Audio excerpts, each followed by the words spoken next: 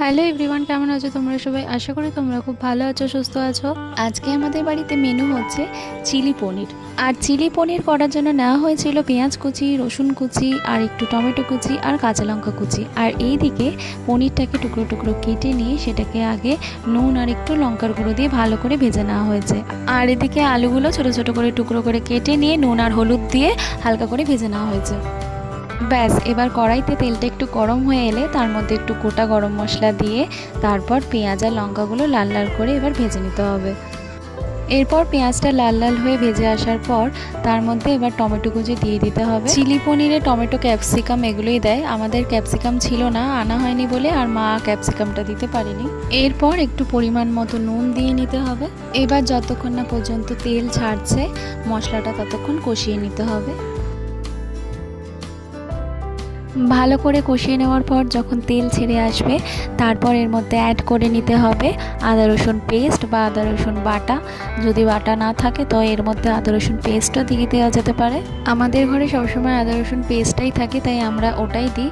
কিন্তু হাতে বেটে যে আদা রসুন পেস্ট দেওয়া হয় সেইটা কিন্তু বেশি টেস্ট হয়। তারপর এর মধ্যে একটু হলুদ গুঁড়ো, জিরের গুঁড়ো, ধনের গুঁড়ো আর একটু লঙ্কার গুঁড়ো অ্যাড করে নিতে হবে। তারপর স্বাদটা একটু মিষ্টি মিষ্টি আনার জন্য লাস্টে একটু পরিমাণ মতো চিনি দিয়ে নিতে হবে। তারপর যে আলুগুলো ভেজে রাখা হয়েছিল এবার সেইগুলো এর মধ্যে দিয়ে দিতে হবে। তখন তো আলুগুলো অল্প ভাজা হয়েছিল, তো এর মধ্যে আগে আলুগুলো দিয়ে নিলে আলুগুলো এবার একটু সিদ্ধও হয়ে যাবে, শক্ত শক্ত ভাবটা আর থাকবে না।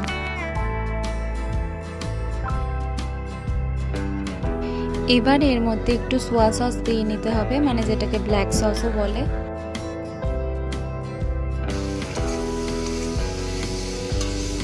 সোয়া সসের পরিমাণটা কিন্তু বুঝে শুনে দিতে হবে, বেশি অ্যাড করলে কিন্তু তেতো হয়ে যায়, তাই অল্প দিতে হবে যাতে কালারটা ভালো আসে। সোয়া সস দিলে কালারটা একটু ডিপ আসে, মানে একটু কালচে কালচে ভাব আসে। আর তারপর একটু জল দিয়ে নিতে হবে, কারণ একদম টেনে গেছিলো। তো তারপর জল দিয়ে নেওয়ার পরে এর মধ্যে একটু red chilli sauce, green chilli sauce আর একটু টমেটো সস অ্যাড করে নিতে হবে।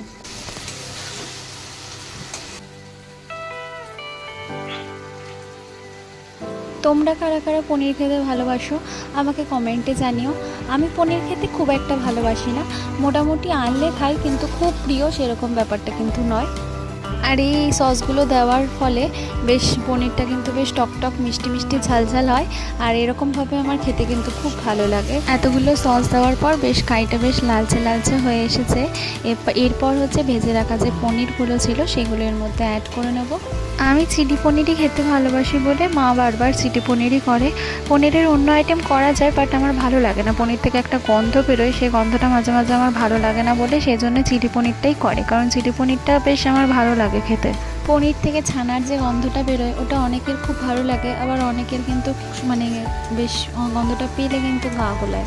তো আমিও তার মধ্যে একজন। আমার পনিরের গন্ধটা নিলে মানে একদম গন্ধ পেলে আমার কেমন একটা গাটা গোলায়, তাই জন্য চিলি পনির করলে বেশ টকটক মিষ্টি মিষ্টি ঝাল ঝাল হয় ব্যাপারটা, তাই জন্য ভালো লাগে। আর তারপর এর মধ্যে আমরা একটু জল অ্যাড করে নেব, তাহলে একটু ঝোল ঝোল ব্যাপারটা আসবে। এরপর যদি মনে হয় একটু নুন বা চিনি কম তো সেটা অ্যাড করে নিতে হবে। তো আমাদের নুনটা একটু কম লেগেছিলো তাই নুনটা অ্যাড করে নিলাম। ব্যাস, একটু নুন দিয়ে নিলাম আর একটু চিনি দিয়ে নিলাম, হয়েই এসেছে রান্না। এবার একটু এটাকে চাপা দিয়ে কিছুক্ষণ রেখে দেবো, তারপর নামিয়ে নিলেই হয়ে যাবে পনির। লাস্টে নামানোর সময় একটু গুঁড়ো গরম মশলা দিয়ে নিলে আর একটু গন্ধটা ভালো বেরোবে। ব্যাস, রান্না তো কমপ্লিট, এবার হচ্ছে খাওয়ার পালা। তো আজকে আমাদের কি কি মেনু হয়েছে সেটা তোমাদেরকে একটু বলে দিই। আমাদের তো হয়েছিল পনির, চিলি পনির, আর তার সাথে ছিল ভাত আর কচুর লতি আর একটু আলু পেঁয়াজ ভাজা আর একটু শসা। ব্যাস, এই দিয়ে আজকে আমাদের দুপুরের লাঞ্চ হবে।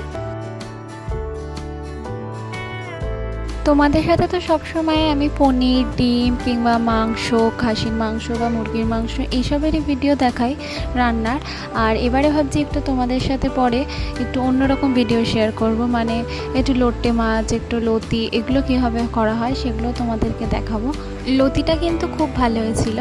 আর আমি হচ্ছে আলু ভাজাটা ভেজেছিলাম, কারণ আমি খুব একটা রান্না পারি না, মাই বেশিরভাগটা করে। আর মায়ের হাতের রান্না কিন্তু খুবই ভালো। আর পনিরটা থেকে খুব সুন্দর গন্ধ বেরোচ্ছিল। আর আমার ভাতের সাথে এরকম একটু কাঁচা পেঁয়াজ বা একটুখানি শসা হলে আমার খুব ভালো লাগে খেতে। পনিরের টেস্টটাও খুব ভালো হয়েছিল।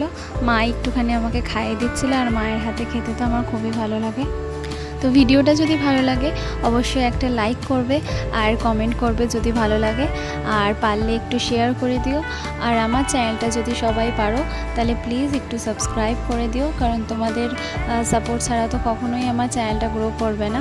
তো প্লিজ সাবস্ক্রাইব করে দিও, আর পাশের বেল আইকনটা টিপে দিলে তোমাদের কাছে প্রতিদিন যা আমি ভিডিও ছাড়বো সেই নোটিফিকেশান চলে যাবে। সবাই ভালো থাকবে, সুস্থ থাকবে। আজকের মতো এখানেই শেষ করলাম। সবাইকে টাটা।